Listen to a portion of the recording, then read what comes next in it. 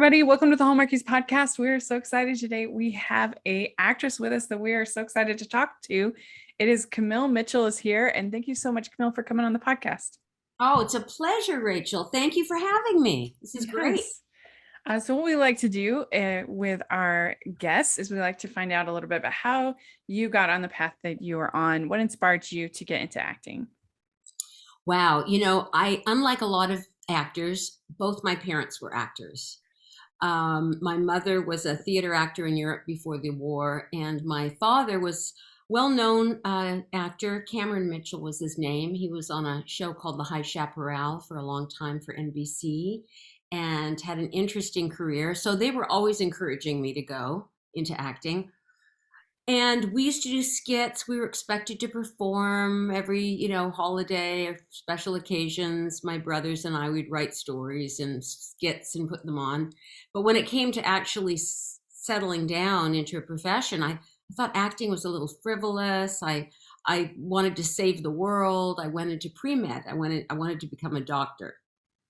And I discovered I had no aptitude for any of the requisites like chemistry and math and all these science. And someone suggested I take a Mickey Mouse course, which was acting. And I totally fell in love with it. I just thought it covers everything I love. It's human psychology, it's literature, it's people, it's art. I just love it. Yeah. Yeah, I wondered about that if your parents were like supportive or they were sort of like, oh, be careful. It's really, it's a tough industry. Yeah. Maybe a little both. They were always really surprisingly supportive. Mhm. Like my mother, bless her heart, would have a huge opening night. It didn't matter where I was performing. She would have a huge opening night party for me in that city. And all the cast and crew and everyone was invited. People just loved her. My father acted pretty well until just before he passed away. He just loved it so much. So it was great. Like we'd sit around the dinner table and really talk about acting, the way people talk about other family businesses, right? We would Yeah. discuss, because my brother was an actor too, Cameron Mitchell Jr. And so that was our idea of fun, was reading scripts together. And even now, I'm so thrilled. My son Charlie is a wonderful director and producer, and Oh, my great. niece Jara Mitchell and my nephew Jordan Connor, they're all actors. So now we do it with the next generation. We sit around and talk shop. Yeah. The family talent show must be pretty good. Actually, it is. It's really fun. It is. That's true. Yeah. So you've done a lot of theater in your career, and I'm a huge theater nerd. Ooh. I've already done a Broadway trip this year. I'm going to do another one next year. I wanted to support a local theater as much as possible. As soon as I got vaccinated, going to as many shows as I possibly could after what happened in 2020. And I just love, there's not, I mean, as much as I love movies, because I'm a film critic for my job, there's something so great about live theater that I Yay, you, love. Rachel. Yay. We need more of you. We need more of you to love theater the Yeah. way you do. Yeah. Yeah, I do too. It's a whole other dimension, isn't it? Yeah. Yeah. Like walking into another dimension, theater. I Yeah, even if it's not the best play, even if it's not the best, there's just something about that rawness of like, especially local theater where people are literally giving of their time. There's just something special about that. I love it. It's mhm. great. There's such a community feel about it all that's just, I don't know, you don't see very much anymore. No, In no. like just people sacrificing their time to make something as a gift for the community. I just think it's wonderful. Yeah. And I was curious though, like when you're doing it as a career, as your job, do you ever get tired of like playing the same part over and over? It's like I've done this now, for months. I've been doing the same lines and the same part. Or how do you keep it fresh? Boy, that is one of the toughest things when you're in a long run. Yeah. I do a lot of repertory theater back east at Stratford Festival and Shaw Festival, and you're doing these plays for 8 months. A lot of times it's just honestly, you just have to pretend you've never heard these words before. It's harder a lot of times. For sure, there are times when if you have, you have a cold, or you're not feeling quite right, and you're really, but if you've got a good foundation, if in rehearsal you've got a wonderful director who will make sure you've got a really solid foundation for make believe, really, Mhm. that and things are just built in, pacing is built in, and there's certain things you can just rely on that will be there, so that you can really get inspired and fly whenever you can. It's like a launching pad a little bit. So you've got your lines, you've got your blocking, you've got your solid knowledge of where the scene's going to go, what you can expect from the other performer, and then you can really get lost in that world, which is probably the most exciting thing for me as an actor in the theater, is just to really get lost, to just surrender, so that you surprise yourself, you surprise the other actor. It gets really, but it's very immediate. And there are times when, you have one day off a week in the theaters, and you've just got one day to be a human being, to not be the person that says that line, those lines, to not be the person that wears those clothes, to not be the person that lives on that set. And sometimes it's really hard to get back to who you are. Uh, Even after the show's over, it takes a while to get back to, thinking for yourself as an independent person. But in terms of the repetition of it, for the most part, really, you just get used to it. Most actors I know in theater have a ritual they do before a show. I'll get to the theater usually 2 hours before the showtime, just to separate myself from Camille Mitchell, just Mhm. to get just be in that neutral place of the theater. Um, Focus. I'll couple times I had a couple moments where I lost a line on stage, and I never wanted that to happen again. So I will always read through the entire script before the show, before every show. I'll go Oh, through all my wow. lines before the show. Yeah, really quick, but I will do it because I just Mhm. can't. It was too horrific a moment, when I just, it was gone. The line was gone. Did you just ad lib? Like, what did you do? Yes, unfortunately, my other actor bailed me out. They saw some light go out in my eyes, and they jumped in and said, "Don't you mean blah blah blah?" And I went, "Of course." And then I was back on track. But That'd that be was, especially hard if it happened in Shakespeare play, because I know you do a lot of Shakespeare. oh my God, How yes, do you yes. you can't ad lib an iambic pentameter. Oh my God. No, it's really hard. Although quite a few years ago, I was playing Anne Boleyn at Stratford in Henry VIII. And we had beautiful, magnificent costumes. They were the real deal, right? They were absolutely historically accurate. So they weighed about 50 pounds, heavy velvets and heavy, beautiful, beautiful quality, but heavy.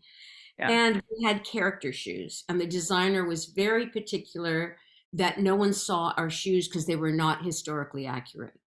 So we had a raked stage. We had to run up the stage for the first scene, my first scene when I meet Henry VIII. And invariably, we would trip on these dresses. They were just too long because she wanted to cover these shoes. So there was one night we had a full house, 1,200 people in the audience. I come running up the stage, and I trip on my skirt, and I fall, and my knee and my calf goes Oh. out sideways. And I'm like a beached whale, Rachel. I can't get up. And the worst part is I'm facing downstage. I am facing 1,200 faces looking back up at me, and I have the first line of the scene. And all the other actors around me, we're supposed to be merrymaking. We're supposed to be having this fabulous time. We're about to go to the party at the palace. We're all drunk. So one of the actors, God bless him, Scotty Wentworth, comes over, and he improvised in iambic pentameter. Oh my gosh. He Wow. covered for me. He covered for me. And after that, he said, I will always be your best friend. And I said, you will always, always be my best friend. That is a great story. I can imagine. Sadly, it really happened. Yeah. Oh, wow. Well, yeah, and you've done so many iconic roles like Blanche in Streetcar Named Desire, and that's such an intense role that like I can't imagine how hard it must be to bring all that intensity every day. Yeah, that was, Yeah. I Wow. that was a real that was a that was the toughest role I've ever played. The Yeah. amount, just the amount of lines alone that she has. Just Yeah. they call it the female Hamlet because she has as many lines as Hamlet, which, as you know, is like goes on forever. Yeah, over 3 hours long. And I Hamlet. kept hoping, yeah, my wonderful director, Larry Lillo, I kept coming into rehearsals going, little snip, snip. Do I hear some cuts? Do I hear some of these cut speeches? Maybe a snip. Nope, nope. We're going to do it full. Hmm. So it ended up being a 3 hour running time. And on 2 show days, I'd be on stage for 6 hours as crazy, crazy, beautiful Blanche. Um, I didn't do anything else, Rachel. I couldn't. I No. couldn't do anything else for the entire run of it. All I could do was, try and get a meditation in, try and get a workout in, try and get my sleep, and everyone knew I was not available. I Yeah. just couldn't do anything else. It was impossible. Again, like I said earlier, I would get to the theater, 2 hours earlier. I'd probably 3 hours for Blanche. I'd go over the script. During 2 show days, I'd just stay in the theater and order in a sandwich or something, just stay in my dressing room. Yeah. It was a Wow. bit, it kind of helped me too, because it helped me feel that trap she was in Hmm. a little bit. Right. I did feel a little trapped in this role. Like I couldn't Mhm. do anything else but this role. But I have to say, it was one of the most gratifying performances I've ever done. It Mhm. was to see people, understand her was a real payoff for me, Yeah. because this is such a beautiful character who's so misunderstood, as far as I'm concerned. Hmm. Um, and to see people understand her was, boy, that was so exciting. Yeah, I think we look at a lot of those classic roles in new ways in I don't know, just sort of our understanding of trying to understand mental illness better, trying to understand women better, and I don't know, I just feel like we are kind of re-examining even roles like Ophelia and Hamlet or Blanche and Streetcar. Exactly, Hmm. exactly.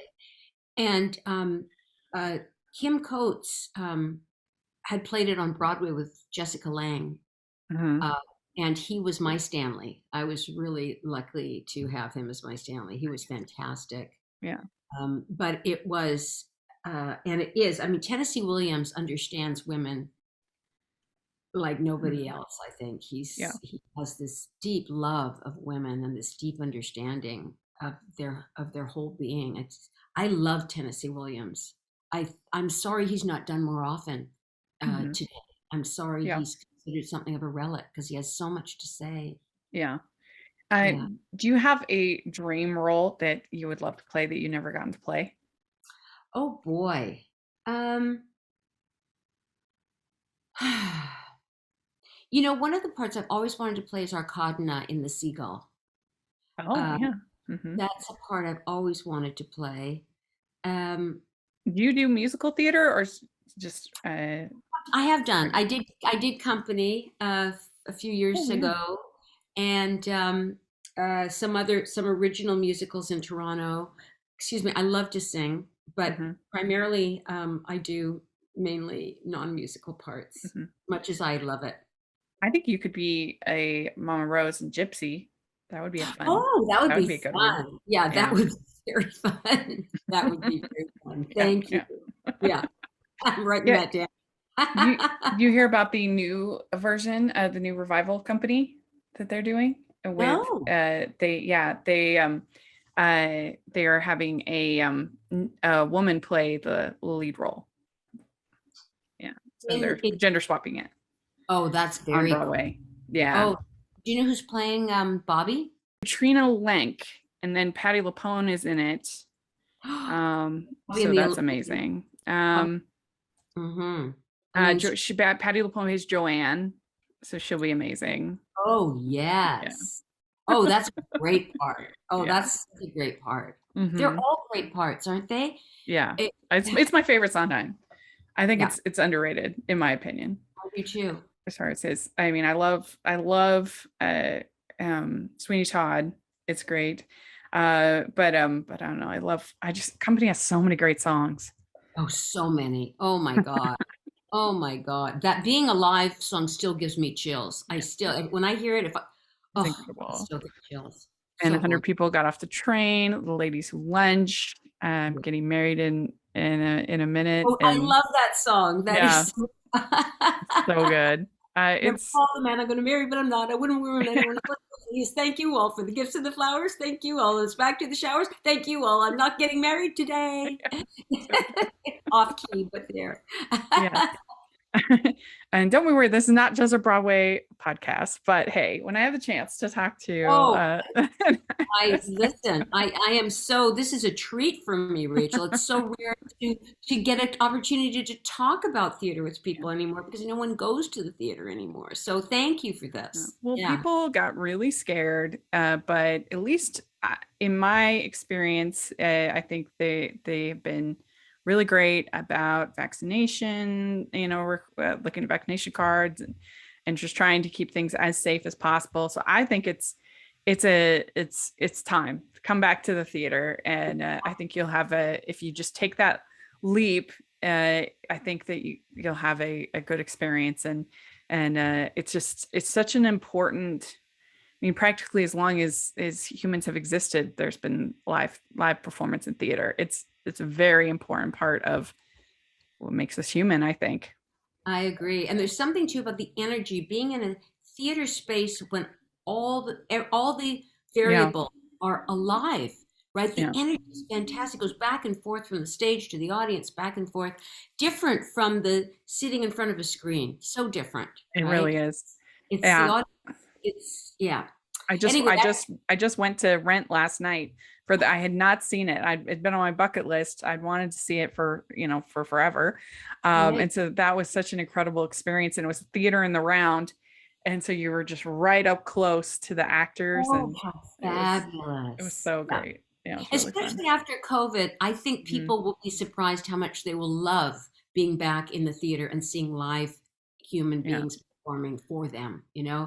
going to be a whole different appreciation, I think. I certainly is for me, that's for sure. We'd like to take a second and thank our sponsor for this episode of the podcast. It's the Hallmarkies merch store. Are you looking for that perfect gift for the postable, hardy, or hallmarky in your life? What about getting that t-shirt or hoodie that will help you stand out at your next holiday party? Now is the time to check out the Hallmarkies merch store.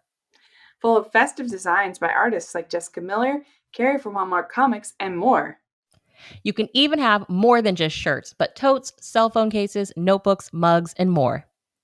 And it isn't just Hallmark. We have designs for Anna Green Gables, Man from Snowy River, The Nanny, and more. Every purchase at the merch store goes to help support the podcast and allows us to make the great content you know and love. There are frequent sales, so go to tpublic.com/stores/hallmarkies or see the link in the description. That's tpublic.com/stores/hallmarkies. So let's talk about your work on Smallville. That's fun that you got to be on that show. That was so fun. That was the best show I could have been on as Sheriff Adams, because my son was 8 years old at the time. So he thought I was so cool. I got some serious cred from my son for doing that was and it was really fun. It was a very fun part to do. I was always tracking down Clark Kent and trying to arrest him. And it was a wonderful group of people, Tom Welling and Christian Kroik and Michael Rosenbaum and Ned O'Toole, John Schneider. Yeah. Great. They had an incredible cast for Fabulous. Smallville. And it felt like a family. It was very, very, it was a wonderful gift. I loved it. Yeah. Mm-hmm. It's like shooting, when you have if there's an action scene or a scene with, where they might use a stunt double, or just all those pieces that come into play when they're shooting a show like that. What's that like? They were so well organized, Rachel. They had everything timed within a heartbeat. They knew exactly. It was a really, really incredibly well run production. So I remember, for example, there was one of my earlier episodes.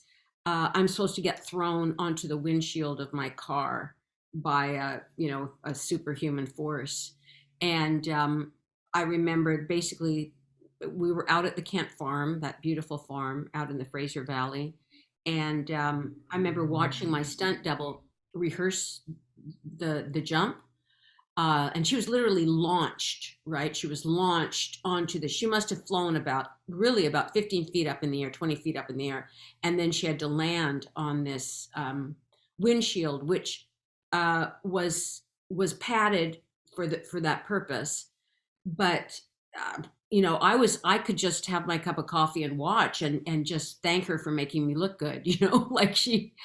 But it was so well organized that they knew exactly when they were going to do that, what time they were going to do it, where I was going to be at that point. It just works great. And there was quite a bit they would do in post, but it was also very exciting to be on set to watch these things happen. You'd have Tom Welling, for example. They would shoot him standing there, and then they would address the they would have him give the look, and that would all be fixed in post. But there would also have the lighting effects and everything. It was very cool. It was because I've always been a Superman fan, so it was very exciting. Yeah. That's so cool. So your first role for Hallmark, I think, was a novel romance. Yes. We love that. That's a classic. It's a really good one. And you were the agent, right? You were his agent. I was his agent, his meddling agent. Yeah, Jackie. Yeah. Yeah. That one's so good. I love Amy Acker, and yeah, it's so and good. Dylan Bruce as the young writer who's trying not to reveal himself to her as I'm so glad you liked it, Rachel. It was a really lovely show to do. We did a whole extra bonus episode where we just talked about that movie. It's just a really solid romantic comedy. I mean, I think it's one of those ones that is releasable in theaters. I mean, maybe the length is, TV movie length, but aside from that, I think it's got all the elements you could want in a romantic comedy. Yes, I do too. Too. It was, and the director was wonderful, and I felt the locations he picked, that wonderful boat, that old-fashioned kind of Hemingway-esque boat that was his kind of getaway boat. Oh yeah, that was good. That all that stuff really added to yeah. Well, and had a fun supporting cast too, because you had Tammy, Casey Manderson, and Andrea Brooks is in it, and I mean, so it had a fun supporting cast, which I think, and Charles Dutton. Charles Dutton, yeah, I love him. Yeah. It was with Cassidy Carter, author. She's a fun author that we did the special episode where I interviewed her, and then we talked about a novel romance on the podcast. So it was really fun. I'm so glad you liked it. Yeah. I like it too. When it's on, I'll watch it and I'll go, this is fun. It's a tight. The writing is very good. Yeah. Yeah, writing is really good, and they had great chemistry.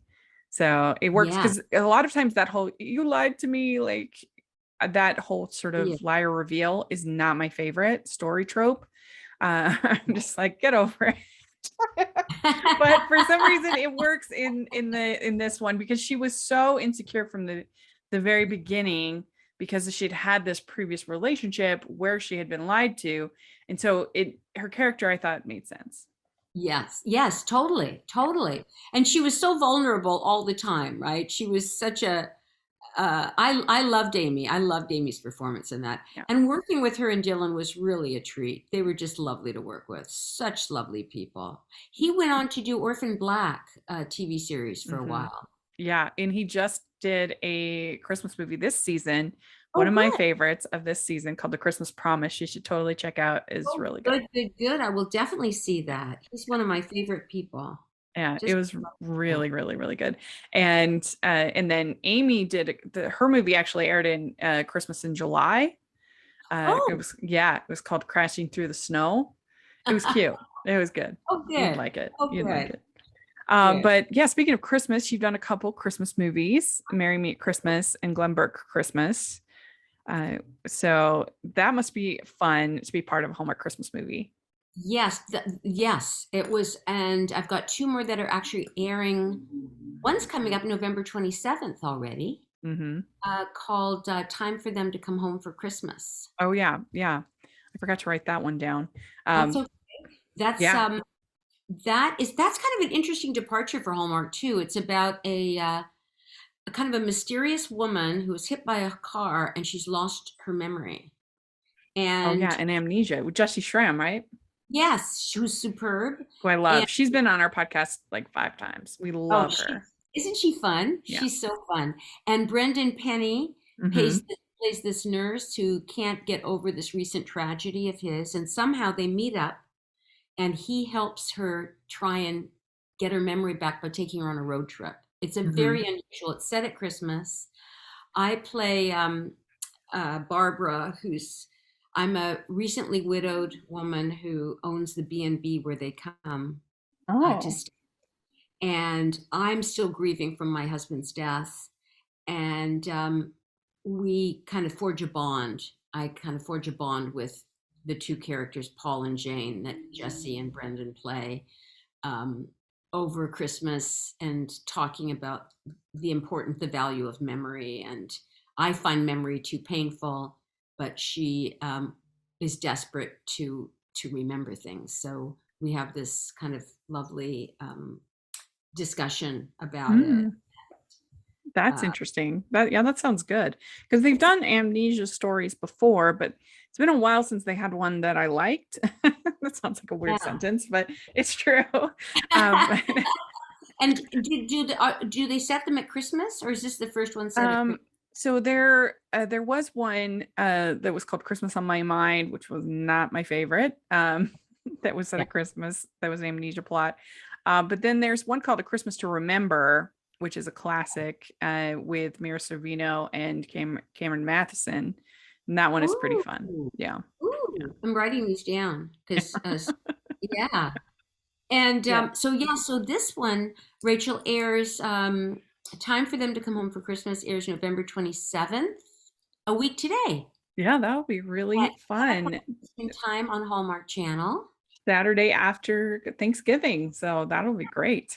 Yes, so everyone can still be having leftovers and getting into Christmas. And then the second one I did is airing December 10th at 8 o'clock. It's called The Dickens of a Holiday. And this actually, I was thinking about this as you were talking about your love of theater.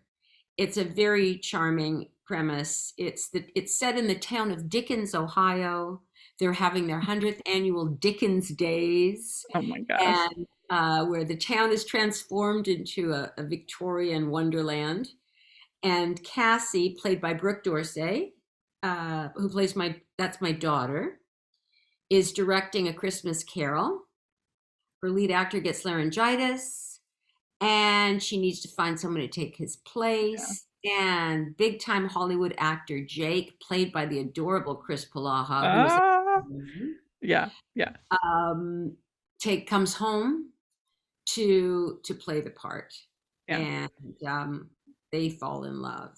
And I'm the mom that I should have had. I'm the mom who is worried about my daughter having a career in the theater because I wanted to have a sensible job, right? Mm-hmm. So that's my role. That's Marilyn. He have a Christmas Carol kind of arc? Like, does he start out kind of a Scrooge and then changes, or not that? No, okay. No. Couldn't tell from the summary. Yes, but he certainly does change. he comes in, as the Hollywood star, and then the reveal is that he's still the hometown boy underneath it all, right? Yeah. He What's really interesting is that you have been in the three of your Christmas movies that you've been in all have the same writer, Julie Sherman Wolfe. You've been Marry Me at Christmas, A Glenbrook Oh, yeah. Christmas, and the Dickens of a Holiday. So you've That's got your very Hallmark muse, I think, there. I think you're right. Yay, Julie. She's incredible. You're very fortunate to get to have been in Yes. her movies. Yeah. She's one of our favorites writers. She is a wonderful writer. And I have to say, being in a Hallmark movie is really fun, Rachel. People are, they're great to work with. They're so professional, but they're also so warm and lovely. Mhm. Last year I was brought on board Aurora Tea Garden Murder Mysteries as Yes. Nick's mom, right? The new mother-in-law. Uh-huh. Yeah, you were And in the was the wedding movie, right? yes, Yeah, yes, yes. very And exciting. Yeah, I mean, I love Aurora Tea Garden. Mary Lou Henner is like my favorite person. So, isn't she wonderful? yeah, She is wonderful. She is a doll. Yeah, yeah, I love we her. love her so much. And so yeah, that must have been a lot of fun and to get to just be part of a Hallmark wedding. I Oh, always think that would be fun. especially during COVID, it was so nice, Yeah. to be at a big wedding. So many people I knew had to Mhm. postpone their plans or Right. down to 10 people. And this was a big wedding. This Yeah. was a big, beautiful wedding. In fact, unfortunately, I dislocated my kneecap off set. I was stupidly doing a workout, and I couldn't I couldn't walk. So I couldn't walk down the aisle for the wedding day. I couldn't. And bless their heart, Martin Wood, the director, who's brilliant, and Jim Head, the producer, they went, "Don't worry about it. We got you covered." They put me on a dolly. So I sat on this dolly, and they shot me from the shoulder up, so it looked like I was walking, right? Uh-huh. So I could do my dialogue, I could walk into the church, but I was really sitting on a dolly. I Oh, couldn't. that's interesting. You never would have known. No, I couldn't walk without crutches. Hmm. Yeah, and so they looked after me. It was great. You gotta Yeah. be careful with all this knee. You're tripping on the stage. You're tripping on Oh, seriously, it's the same knee too. I know. We might have to get rid of it soon. When you're shooting these Christmas movies, is it like in August or, like super hot and you're having to wear scarves and Um, things like that? Oh yeah, sometimes the weird part is when you're auditioning for these parts, and it's now with self taping, right? You're home, Right. and it's like 85 degrees out, or when we had the heat dome, it was like 110, and you're wearing these heavy sweaters, and um, it's funny. I've never shot a Christmas movie in the summer. I've only filmed them. I've been lucky. I've only filmed them fall, winter. Oh, that's good. That's I don't very know lucky. what happened. That's very lucky. I've filmed, like the Ships in the Night, the Martha Vineyard murder mystery I did Hmm. uh, last summer. The that would have aired, I guess, sometime this past January. Hmm. Um, that was in the summer, and that was great because it was set in the summer. We could wear summer clothes. It was perfect. But yeah, the closest I've come is auditioning for a Hallmark Christmas movie in the middle of summer, and it's just hot, hot as heck. Yeah. Yeah, I always thought that would be tough just to Yeah. just to get in character. Yeah, But exactly. they do a great job. Well, we like to end our interviews with some fun, silly questions, and we have the holiday version of those questions for you today. The first question is, what is your favorite holiday drink? Ooh, Like my eggnog or holiday. cocoa or Actually, it's anything with champagne. ah, So I'll take any kind of Christmas holiday cocktail if it's got some bubbly in it. Yeah, great. yeah. Ho, ho, ho. We'd like to take a second and thank our sponsor for this episode of the podcast. It's the Hallmarkies Patreon. Do you love Hallmarkies podcast, especially at Christmas? Do you enjoy the holiday previews, recaps, interviews, and bonus episodes? If the answer is yes, please consider supporting the Hallmarkies Patreon. We need your help to do what we do both during the Christmas season and all year round. But not only do you help a podcast led by strong, independent women by becoming a Patreon, you get to become a part of the Hallmarkies family. Starting at only $2 a month as a patron, you will have access to our Facebook Patreon group where we talk about the movies, shows, and more all year. We also have many monthly patron watch-alongs with guests like Lacey Chabert, Natalie Hall, Paul Campbell, Mary Lou Henner, and more, giving their behind-the-scenes details of their films. As a patron, you also have the chance to provide input into the podcast and even join us at different tiers. So this Christmas season, spread some cheer to the Hallmarkies Patreon and become a member today. You won't regret it. Go to patreon.com/Hallmarkies to learn more. That's patreon.com/Hallmarkies. What is your favorite holiday cookie or treat? Oh my goodness. Oh, that's a tough one. There's so many. Oh my goodness. I still just a good old-fashioned Christmas cookie. I will happily go very far for a good old-fashioned Christmas cookie, properly decorated with a ton of colored confetti, candy goodies, and all kinds of things. Very good. Okay. What is your favorite Christmas song or carol? Oh, I love A Little Town of Bethlehem. Oh, that's a good one. I love that song. Especially if you do all the verses. It's really beautiful. Yeah. Very good. Okay. What is your favorite classic Christmas movie? Ooh, favorite classic Christmas movie. I like It's Wonderful Life, but I've never understood why that is a favorite Christmas movie. I've never understood that. Well, especially the ending is very Christmassy, but yeah, it isn't much of a Christmas movie, but the end with the bell and every time a bell rings, Yes, and everybody giving the gifts and everything. But yeah, I agree. It's Christmas adjacent, but I think it just got played so much at Christmas that it became one of those ones. Christmas adjacent. I love that. Oh my goodness. Boy, oh boy. Yeah. I don't think I'm ashamed to say. Oh, I know what it is.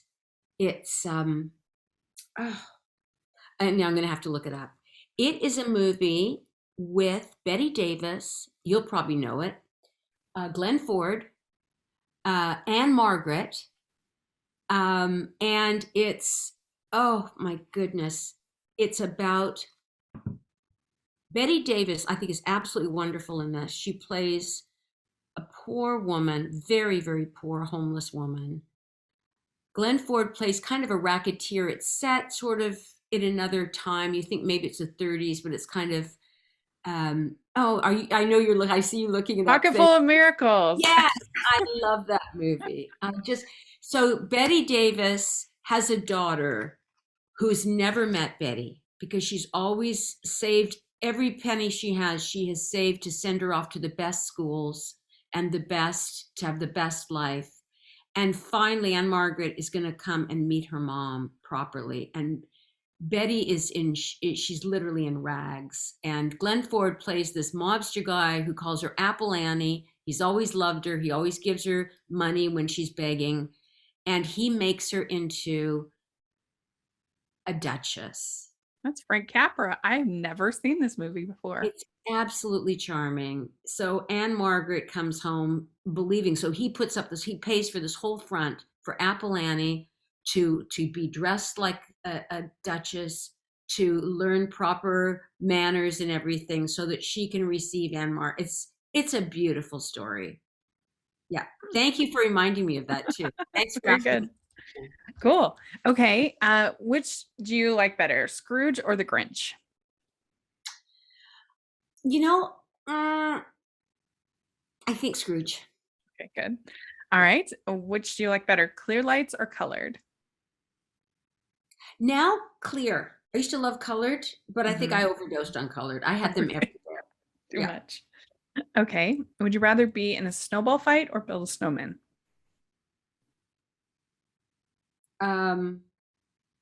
I think a snowball fight. But Okay. no rocks in the snowballs. Yeah. Gotta play fair. Nice. The thing about building a snowman is that you have to have a lot of snow. I mean, you're talking Yes, a foot. Like it has to be in order to really build a snowman. and you can't So have dry prairie snow. It's gotta have some yeah, wet, right? true. Yeah. That's true. All right. Would you consider yourself a good gift wrapper or not? Yes, Huh? I'm a very good gift wrapper. I don't know why I take great pride in this, but I'm a Yeah, very good gift wrapper. good. My corners are very clean. My just before I fold them, they're very clean. Oh, good. All right. Last question. Do you have an ugly Christmas sweater? I guess you Uh, said you have them every year. I do. Yeah. I do. Do you want to see it? Yes. Should I go get it? You've probably seen this one already because I have a feeling you're an aficionado of all of this, Rachel. I didn't even realize it. I apologize. No, you're fine. Oh my gosh. Have you seen this one yet? I have not. I particularly like the star on the head. Yeah. So I'm a big Christmas tree. That is legendary. I do Very good. apologize for No, not it's having. okay. I guess I should have mentioned something. Some people don't like having the video. So but there you go. You did it. You answered all the questions with Yay. pizzazz. Thank you. That was really fun. And thank you for asking and talking about theater. I just love it. And it's so rare to have that conversation today. So thank you. I really, Oh. really appreciated that. Thanks, Rachel. Oh, it was a treat for me. I love geeking out about Broadway and about theater, and I just love it so much. So it was great.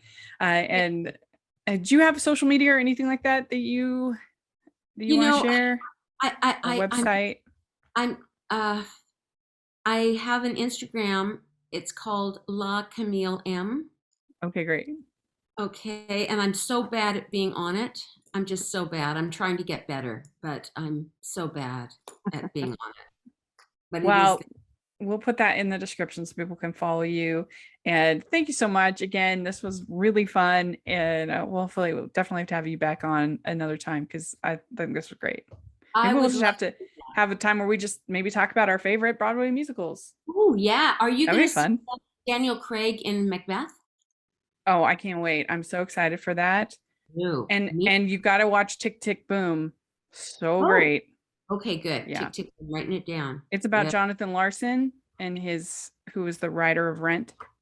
You'll love it. Oh, fabulous. Right. So good. Wonderful. Thank you.